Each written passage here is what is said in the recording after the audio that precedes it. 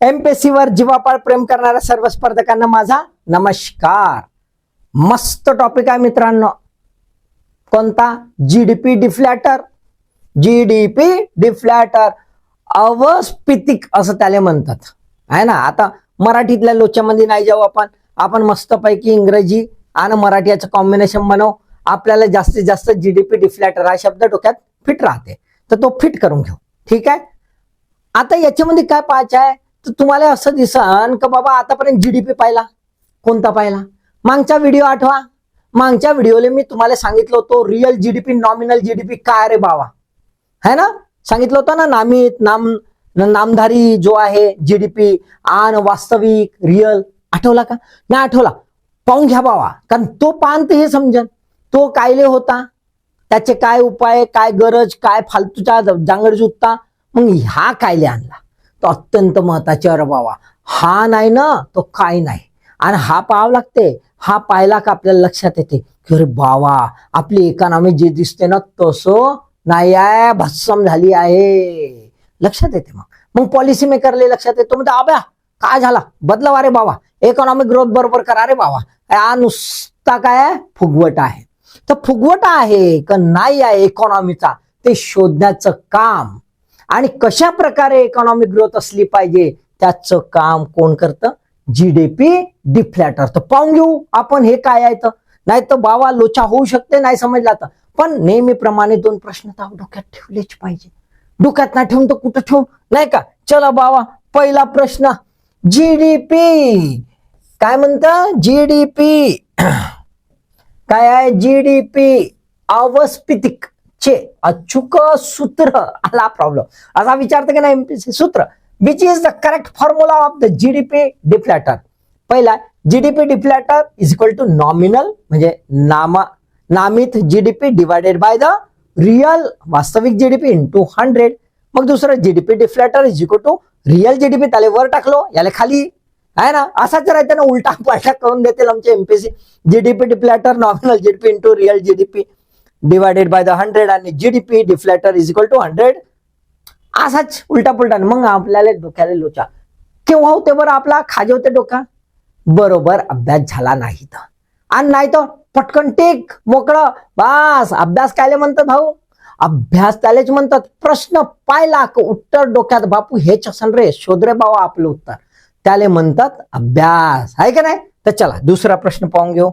दुसरा प्रश्न, जीडीपी अवस्फीतिक काय आकलित करते? What assets by the GDP deflator. काय करते? देशांतर्गत सर्व उत्पादित वस्तू आणि सेवांची किंमत पातळी बदल हे शोधून घेते का बाबा? बघू. Price level changes of all goods and services produced in the country. दुसरं, देशांतर्गत ठराविक, बघा इथं सर्व आणि इथं ठराविक असं काहीतरी लोचे देतात बरं. उत्पादित वस्तू आणि सेवांची किंमत पातळी बदल.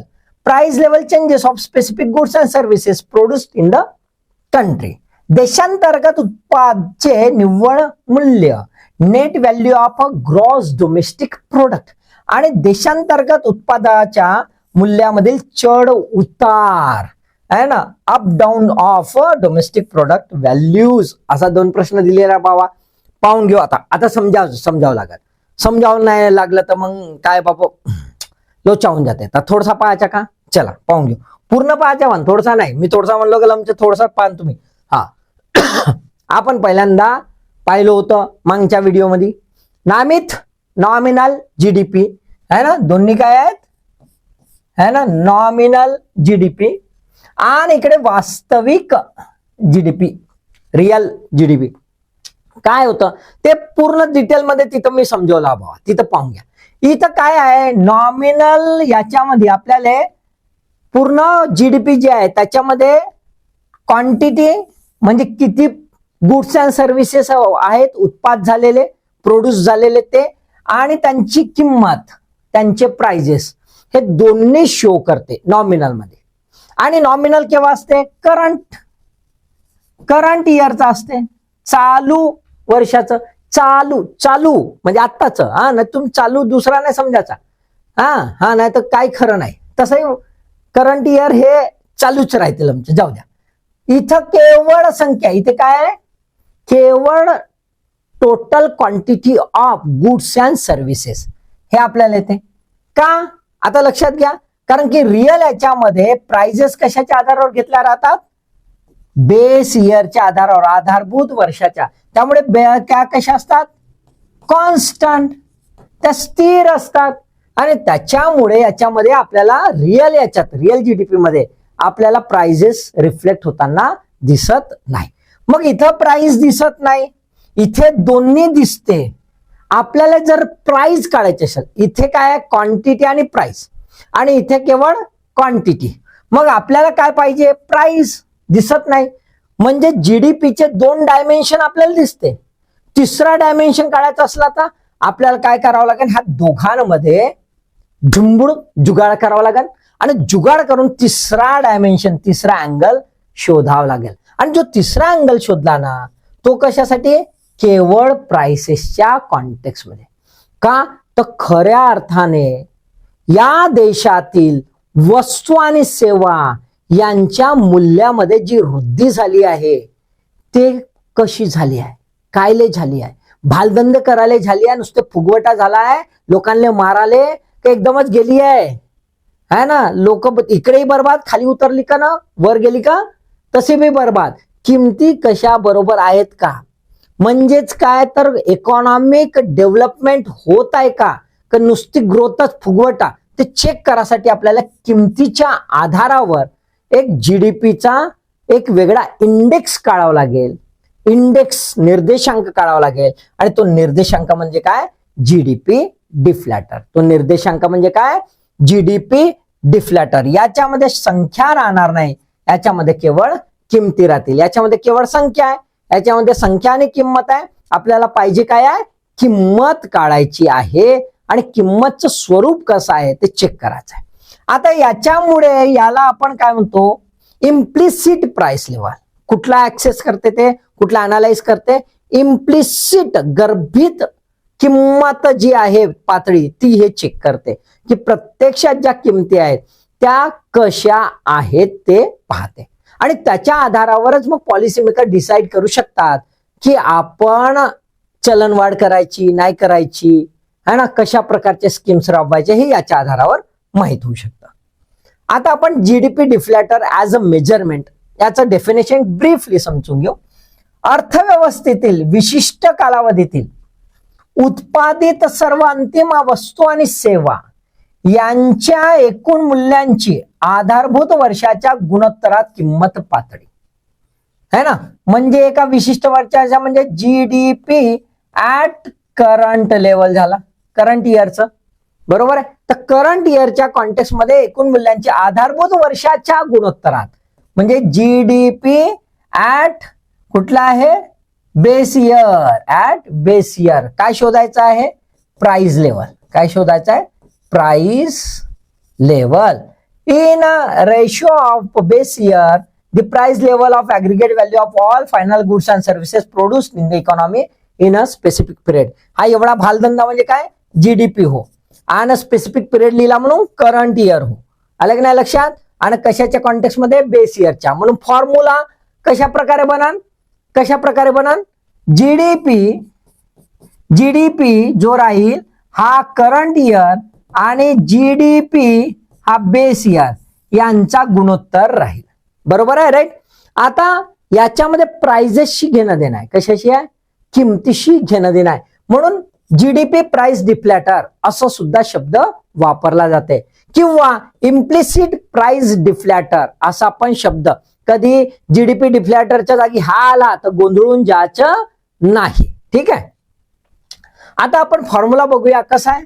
GDP deflator is equal to है ना, ratio between the nominal GDP and the real GDP. तर nominal GDP divided by the real GDP into the 100. आता नॉमिनल जीडीपी हा काय आहे, करंट इयरचा आहे, करंट इयरचा जीडीपी आहे. आणि एक रियल जीडीपी काय आहे, तो कसा आहे, बेस इयरचा आधारावर आहे. कशाचा आहे, बेस इयरच्या आधारावर घेतलेला आहे. याच्यामध्ये इन्फ्लेशन काय केलं जाते, इन्फ्लेशन ऍडजस्ट केलं जाते. आणि इथे इन्फ्लेशन काय राहते, इन्क्लूड राहते, बरोबर आहे. आणि जर हे इन्फ्लेशन इन्क्लूड मधून इन्फ्लेशन ऍडजस्टमेंट मायनस केला आणि त्याचा जर निर्देशांक इंडेक्स बनवला तर आपल्याला काय मिळेल, जीडीपी डिफ्लॅटर मिळेल. Clear, okay. आता याच्यामध्ये आपण बघूया की जर जीडीपी डिफ्लॅटर आहे तर हा पॉलिसीच्या कॉन्टेक्स्टमध्ये कसा फायदेशीर आहे. तर त्याचं बेसिक एलिमेंट समजून घेऊया की जीडीपी डिफ्लॅटर जो आहे, बघा इथे लिहिलेलं परिस्थिती आणि जीडीपी डिफ्लॅटर स्थिती. कोणत्या परिस्थितीमध्ये जीडीपी डिफ्लॅटर हा आपल्याला वृद्धी होताना वाढताना दिसेल. पहिल्यांदा आधारभूत वर्ष जर घेतलं, बेस इयर है ना, तर इथे नॉमिनल जीडीपी आपण काय म्हटलं, करंट इयर. रिअल जीडीपी काय म्हटलं, बेस इयर. बरोबर आहे, राईट, लक्षात आलं. जर आपण आधारभूत वर्ष घेतलं तर रिअल जीडीपी बेस इयरच तर आहेच, पण नॉमिनल जीडीपी पण बेस इयरच होईल. म्हणजे nominal GDP is equal to real GDP. Nominal GDP is equal to real GDP, दोन्ही कॅन्सल होतील. म्हणजे जीडीपी डिफ्लॅटर किती येईल, 100. जीडीपी डिफ्लॅटर किती येईल, 100. हे शक्य आहे का, नाही. Ideal condition. काय आहे, आयडियल कंडिशन. आता उत्पादित संख्या वृद्धी झाली. काय आहे, उत्पादित संख्या वृद्धी. नॉमिनल जीडीपी मध्ये काय आहे, दोन्ही आहे, संख्या पण आहे आणि किंमत पण आहे. आणि रिअल जीडीपी मध्ये काय आहे, केवळ संख्या आहे, कारण इन्फ्लेशन ऍडजस्टमेंट झालाय त्यामुळे किमती त्याच्यामध्ये गृहीत धरल्या नाही आहेत. मग उत्पादित संख्या वृद्धी झाली, क्वांटिटी वाढली, म्हणजे क्वांटिटी वाढली याची, इथे तर क्वांटिटी आहेच, परंतु किमती स्थिर आहेत, कॉन्स्टंट प्राइस आहेत. म्हणजे प्राइस काही गृहीत धरायची नाही.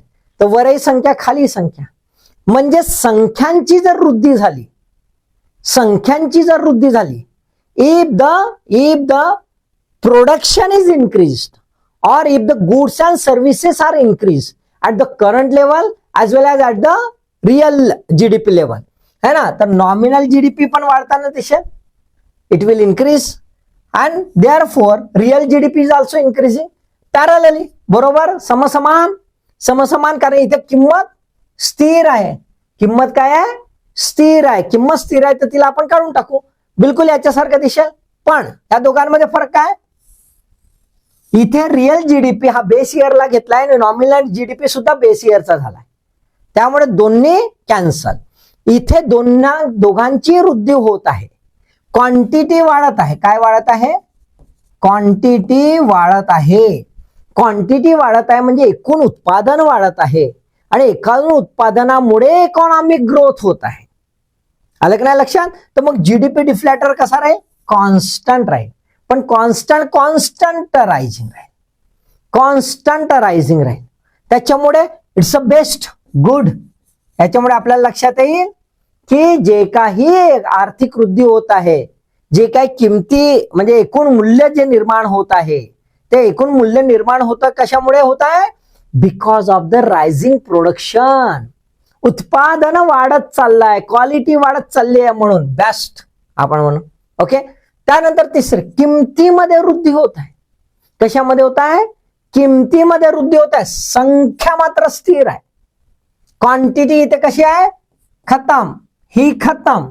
आणि काय वाढत आहे, किमतीच वाढत आहेत. नॉमिनल जीडीपी त्यामुळे काय होईल, राईज, कारण याच्यामध्ये संख्या आणि किंमत दोन्ही आहे. संख्या गायब, किंमत राहिली, म्हणजे किमती वाढत आहेत. रिअल जीडीपी मध्ये काय, केवळ संख्या आहे, तर हे काय, कॉन्स्टंट राहील, थांबलेलं आहे. आणि त्यामुळे जीडीपी डिफ्लॅटर काय आहे, निरंतर वाढताना दिसेल. म्हणजेच हा शो काय करेल, हा इन्फ्लेशनरी कंडिशन शो करेल. हा काय शो करेल, इकॉनॉमिक स्टॅबिलिटी शो करेल. काय करेल, इकॉनॉमिक स्टॅबिलिटी शो करेल. म्हणजेच आपल्याला काय दिसतंय की अर्थव्यवस्थेची स्थिती ही कशी आहे, क्वालिटेटिव्ह आहे, अननेसेसरी फालतूचा फुगवटा आहे, काय आहे. म्हणजे चलनवाढ झालेला आहे, इन्फ्लेशन झालेलं आहे, डिफ्लेशन झालेलं आहे, की इकॉनॉमिक स्टॅबिलिटी आहे, इकॉनॉमिक डेव्हलपमेंट होत आहे, हे याच्या आधारावर आपल्याला लक्षात येईल. आलं लक्षात, ठीक आहे. आता आपण जर बघितलं तर आपल्याला अल्टिमेट एम काय आहे, अल्टिमेट एम आहे तो रिअल जीडीपी काढणे. तर जीडीपी डिफ्लॅटर जर केला त्याला उलटा, तर real GDP is equal to nominal GDP divided by the deflator, GDP deflator. म्हणजेच आपल्याला काय दिसतंय की खऱ्या अर्थानं जर रिअल जीडीपी काढायचा असेल की त्याची स्थिती काय आहे, तर ती स्थिती आपण जीडीपी डिफ्लॅटरच्या आधारावर काढू शकतो. आधारभूत वर्षावर जीडीपी निर्देशांक असं पण याला शब्द आहे. Index of GDP at the base year prices. आलं का नाही लक्षात? आणि रिअल जीडीपीची स्थिती जी आहे ही आपल्याला इकॉनॉमिक पॉलिसीच्या दृष्टिकोनातून अत्यंत महत्वाची आहे. आता बघूया आपण काय जीडीपी डिफ्लॅटरचा फायदा आहे. पहिलं, नामित जीडीपीची तडजोड करून रिअल जीडीपी आकलित करणे हे याचं मुख्य काम आहे, मुख्य कार्य आहे. Adjust nominal GDP to calculate the real GDP. आपण आता फॉर्म्युला पाहिला, real GDP is equal to nominal GDP divided by the GDP deflator. तर हे आपल्याला आकलित करणं सहज शक्य आहे. आता हे जे आकलित आहे याच्यामुळे काय फायदा होईल की आपल्याला लक्षात येईल दुसरी गोष्ट, बदलणाऱ्या किंमत पातळींना आकलित करणे, access the changing price level. म्हणजेच काय, whether the prices are rising और whether the prices are constant और whether the prices are declining. जर प्राइजेस वाढत आहेत तर इन्फ्लेशनरी कंडिशन आहे. काय आहे? इन्फ्लेशनरी कंडिशन आहे. किंमत वाढ आहे, किंमत वाढ चालू आहे. किंवा डिफ्लेशनरी डिक्लाइनिंग असेल तर डिफ्लेशन होत आहे, म्हणजे किंमत क्षय होत आहे. काय होत आहे? किंमत क्षय होत आहे. आणि जर कॉन्स्टंट असेल तर आपण काय म्हणतो? इकॉनॉमिक स्टॅबिलिटी आहे आणि इकॉनॉमिक डेव्हलपमेंट होत आहे. म्हणजेच आपल्याला इथे दिसेल की अर्थव्यवस्था एकदम जबरदस्त आहे. आता जर हे होत असेल, लक्षात घ्या, हे होत असेल किंवा हे होत असेल, त्याच्यानुसार पॉलिसी मेकर्स जे आहेत, पॉलिसी मेकर्स काय आपली पॉलिसी, इकॉनॉमिक पॉलिसी तशानुसार बनवतील. इन्फ्लेशन कंडिशन असेल तर पैसा बाजारातून काढायचा प्रयत्न करतील, त्यानुसार फिस्कल पॉलिसी आणि मॉनिटरी पॉलिसी बनवतील. किंवा बाजारात पैसा नाही आहे, डिफ्लेशनरी कंडिशन आहे, म्हणून पैसा ओतायचा प्रयत्न करतील. पण पैसा ओतल्याने, नुसतं पंप प्राइमिंग केल्याने लोचा तर नाही होणार आहे बाबा, आणि भडकन कुठलं तर भलतं इन्फ्लेशन नाही होणार, याची पण काळजी घ्यायला फिस्कल पॉलिसी आणि मॉनिटरी पॉलिसी याचं बॅलन्स करतील. बघूया आपण पुढच्या व्हिडिओमध्ये कधीतरी की कशा प्रकारे बॅलन्स केलं जाईल, काय फिस्कल पॉलिसी काय आणि मॉनिटरी पॉलिसी काय. ठीक आहे, असो. किंमत वाढ आणि किंमत क्षय पातळीस आकलित करू शकतात, इन्फ्लेशन अँड डिफ्लेशन अशा प्रकारे. आणि दीर्घकालीन, सर्वात महत्वाचं लक्षात घ्या, दीर्घकालीन अर्थव्यवस्था कार्यात्मक अचूक आकलित करतात, ते accurately access the long term economic performance, long term not short term. आता लक्षात घ्या, इथे जेव्हा आपण इन्फ्लेशन आणि डिफ्लेशन किंवा इथे रायझिंग प्राइस लेवल म्हणतो, हे जेव्हा आपण पाहतो तर त्याच्यामध्ये आपल्याला दिसते की किमतीशी काहीतरी घेणं देणं आहे. म्हणजे हा प्राइस इंडेक्स तर नाही आहे, यस प्राइस इंडेक्स आहे, पण शब्द काय आहे?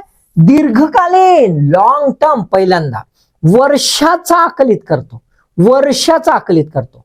प्राइस इंडेक्स म्हटलं की आपल्याला काय दिसतं? कन्झ्युमर प्राइस इंडेक्स किंवा होलसेल प्राइस इंडेक्स. आणि कन्झ्युमर प्राइस इंडेक्स जर बघितलं आपण, थांबा एकदा, कंझ्युमर जर प्राइस इंडेक्स आपण बघितलं तर आपल्याला काय दिसतंय की इन जनरल सीपीआय हा एकदमच शॉर्ट टर्म असतो, है ना, आणि डब्ल्यूपीआय असतो लॉंग टर्म. पण काय आहे हा पण वीकली बेसिसवर जर असेल, हा वीकली बेसिसवर, मंथली बेसिसवर असेल. आता अॅन्युअल बेसिसवर जो आहे दीर्घकालीन, तो कोण सांगतोय? जीडीपी डिफ्लॅटर. दुसरा अजून एक खास गोष्ट, आपण कंझ्युमर प्राइस इंडेक्स बघतो तर असा आहे का सर्वच वस्तू आणि सेवांच्या बाबतीत बघतो? नाही, सिलेक्टिव्ह राहते, एक बास्केट राहते, एक बास्केट राहते. त्याच्या अंतर्गत आपण बघतो एक 10, 15, 20, 25, 100, 150 ऍटम्स इतकंच, लिंबू शरबत जे काय असेल ते बदललेलं, एवढंच बघतो. इथे मात्र ऑल गुड्स, लक्षात घ्या काय आहे? All goods and services, all goods and services.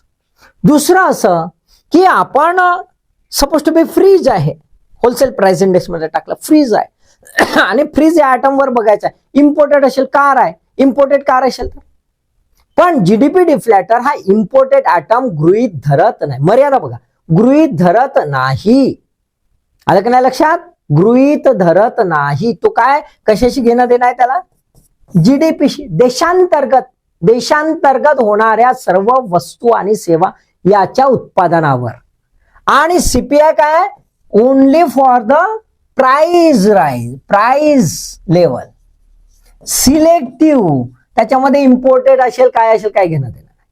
लक्षात आलं? तर आपल्याला काय दिसतं, याची व्याप्ती काय? पॉलिसी बनवायला, कॉम्प्रिहेन्सिव्ह पॉलिसी बनवायला अत्यंत महत्वाची आहे. शॉर्ट टर्म वर हा प्ले करत नाही, हा लॉंग टर्म वर प्ले करतो. आणि त्यामुळे जीडीपी डिफ्लॅटर हे कॅल्क्युलेट करणं प्रत्येक देशाच्या पॉलिसी अनालिसिस आणि पॉलिसी मेकिंग साठी अत्यंत आवश्यक आहे. Getting the point? समजला असन? कायच नाही, फॉर्म्युला लक्षात ठेवायचा, फायदे काय आहे, तोटे काय आहे, कुठल्या मर्यादा आहे, एवढं लक्षात ठेवायचा. बाकी त्याच्यात काही टेन्शन घेण्यासारखं नाही, एकदम सोपं आहे. अभ्यास करता म्हणून ऑल द बेस्ट.